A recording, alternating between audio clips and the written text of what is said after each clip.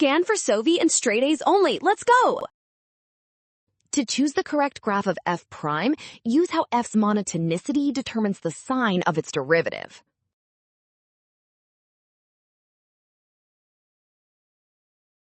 The graph must be below the x-axis on that interval. Since f increases on -2, -1, and 1, 2, f prime is greater than 0 there. So the graph must be above the x-axis on those intervals.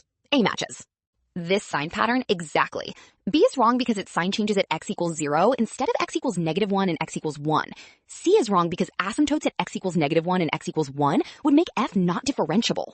There, D reverses the signs. Therefore, the correct choice is A.